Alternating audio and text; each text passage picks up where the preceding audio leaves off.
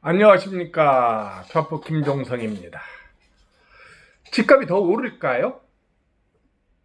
새로 나올 정부의 부동산 정책은 무엇일까요?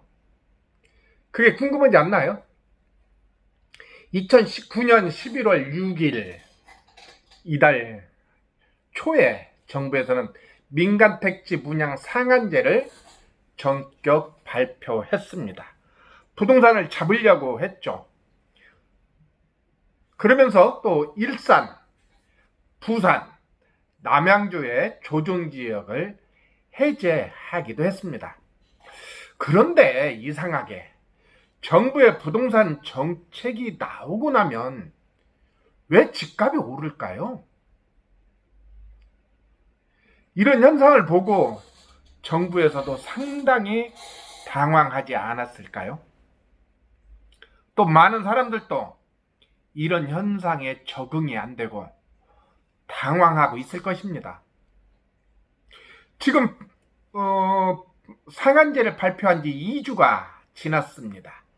그런데 부동산 오르는 현상이 이제 광역시를 넘어서 전국적으로 번지는 것이 아닌지 모르겠습니다.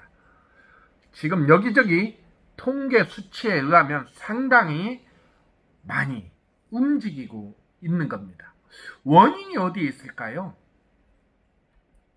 크게 몇 가지 설명드릴 수 있지만 사실은 이것도 분명하지는 않습니다. 첫 번째, 규제에 대해서 생각해 보겠습니다. 부동산 억제 정책이기 때문에 큰 압박인 것은 분명합니다. 그런데 대한민국은 자본주의 시장경제 체제를 가지고 있는 나라이거든요. 규제를 통해서 자기의 재산권의 침해를 받고 있다면 이 사람들이 그냥 있을까요? 또 세금을 더 거두면 그만큼 세금을 내기 위해서 그냥 자기 이익에서 깎아서 내는 게 아니라 수익을 더 내기 위해서 움직이지 않을까요? 규제를 통해서 자기 자본의 이익이 침해된다면 그 규제가 없는 지역을 가서 이익을 취하려고 하지 않을까요? 같은 의미에서 세금을 더 많이 걷는다면 그 집을 사용하고 있는 사람을 통해서 돈을 더 가져오려고 하지 않을까요?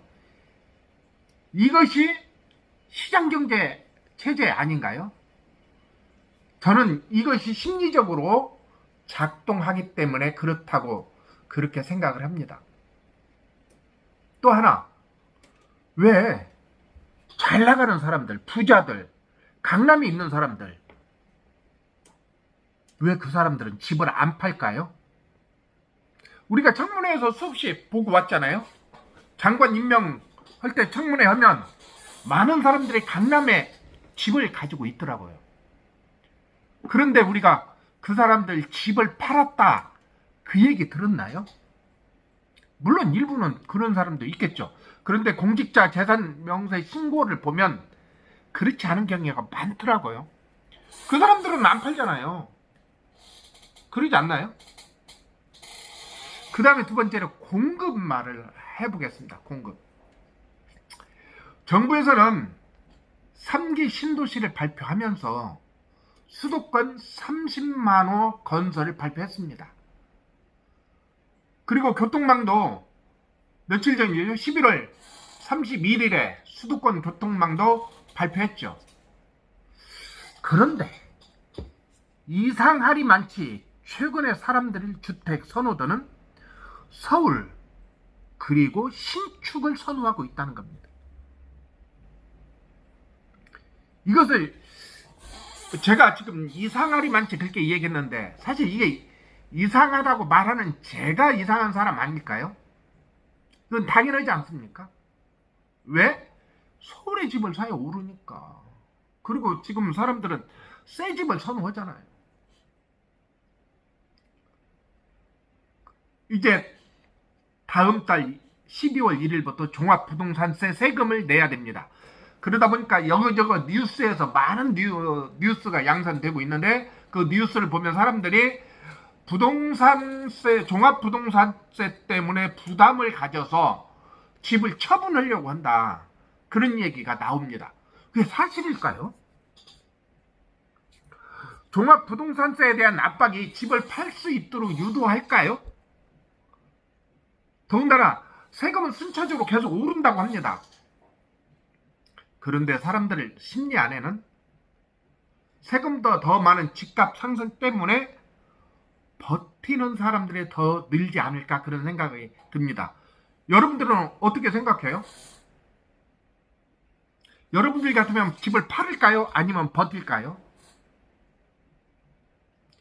집을 파는 사람들은 어떤 사람일까요? 제가 생각하기에는 종합부동산세에 대한 부담을 느낀 사람들은 어떤 사람들이냐면 부동산과 관련된 투자에 대한 마인드가 바뀌지 않는 상태에서 은퇴를 한 사람들, 그래서 일시적으로 현금이 들어온 사람들이 여기저기서 듣는 말로 집을 구했는데 그리고 그 집을 이제 전세로 놓은 거잖아요. 전세로. 그러니까 그 주택이 안에서 현실적으로 지금 나한테 들어오는 돈은 하나도 없잖아요. 그러다 보니까 세금을 몇백만 원을 내야 되니까 부담이 되지 않겠어요? 더군다나 은퇴자들은 빠듯한 연금만 가지고 살아야 되는데 그것을 가지고 세금을 내야 되니까 이 사람들은 아마 집을 파는 것에 대해서 상당히 깊은 고민을 할 겁니다. 또 어떤 사람들이 있을까요? 임금 근로자들이죠. 우리 다 뭐 해당되는 사람들 아니겠어요? 예, 월급 받는 우리는 알탕갈탕 뭐 전셋집을 이렇게 옮겨서 아니면 뭐 적금을 타서 현금을 보유하고 있는데 뭐 적게는 뭐 한 몇천만 원, 많게는 뭐 한 1억, 뭐 1억 5천 그렇게 보유하고 있는데 옆에 누가 집을 샀다더라. 그 얘기를 듣고 많은 공부되지 않는 상태에서 넌 가 쓰고 장이 가니까 두 가지 쓰고 장이 가는 식으로 집을 덜컥 산 사람들, 이분들도 재산세를 나오다 보니까 이 재산세 월급, 지금 자기 생활에서는 월급밖에 없는데 이 재산세가 부담되지 않을까. 아마 이런 분들이 매도에 고민을 하지 않을까 그런 생각이 듭니다. 다시 말씀드려서 부동산 투자에 대한 마인드가 확인되지 않은 상태에서 주택을 구입한 은퇴자 또는 월급 생활자들이 좀 움직일 걸로 예상이 됩니다. 그런데 아까 말씀드린 것처럼 지금 부동산이 정부에서 11월 6일 상한제 발표한 이후에 지금 광역시를 중심으로 해서 전국으로 지금 이렇게 상승세가 확산되고 있는데 그러다면 정부에서 가만히 있겠어요? 지난번 대통령님께서 국민과의 대화에서 분명히 말씀드렸잖아요. 분명히 다른 카드를 낼 거다. 그래서 카드를 한번 고민해봤어요. 정부에서 어떤 카드 낼까. 첫 번째로 이번에 상한제를 핀셋 규제했잖아요. 27개 동에 핀셋 규제를 했는데 그러다 보니까 풍선 효과가 나타났어요. 풍선 효과. 동작구의 흑석동. 그 다음에 또 어디예요? 대전은 이번에 상한제 적용이 될 걸로 예상했는데 상한제가 적용이 안 됐잖아요. 그 다음 성남. 이런 데서 이제 풍선 효과가 나타난 거죠. 그래서 제 생각에는 동단위 핀셋 규제에서 지구단위나 또는 구단위로 상한제가 다시 나타나지 않을까 그렇게 예상을 해봅니다. 이제 상한제 같은 경우에는 결국은 재건축을 막는다는 얘기잖아요. 재건축을 통해서 집값을 잡겠다는 얘기잖아요. 왜 그러냐면 지난 한 해 재건축의 그 주택 정부에서 예상한 것은 주택 상승이 재건축에서부터 출발했다 생각을 했기 때문에 그럴 겁니다. 그리고 이제 두 번째로는 또 재건축 연한을 정부 들어와서 30년에서 40년 동안 도입한다 어쩐다 그런 얘기가 많았었는데 아직까지는 40년으로 확대되지 않았는데 이것을 30년에서 40년으로 연장하지 않을까 그렇게 생각이 듭니다. 근데 이것은 상당한 부담이 생길 겁니다. 왜 그러냐면 이제 선거가 얼마 안 남았잖아요. 내년 4월 달인데 서울에 있는 많은, 예를 들어서 노원구는 막 30년이 가운 다 되어가는 동네예요. 사실은 상대적으로 서울의 외곽에 있는 동네죠. 또 강서구. 뭐 그런데 오래된 아파트들이 많잖아요. 여기에 결국은 뭐예요? 이 사람들 서민들인데 그 동네에 가면 주차장이 문제예요. 주차장. 차를 댈 데가 없어요. 20년 전, 30년 전에는 집에 차 있는 사람도 많지 않았지만 지금은 한 집에서 차가 2대 이상을 있는 사람들이 많잖아요. 그래서 주차장이 굉장히 문제이다 보니까 또 이 사람들 뭐예요? 거기서 집 하나 가지고 있어서 재건축되길만을 기다리고 있는데 이것을 제한하기 때문에 재산권에 침해를 받는다, 그렇게 생각할 겁니다.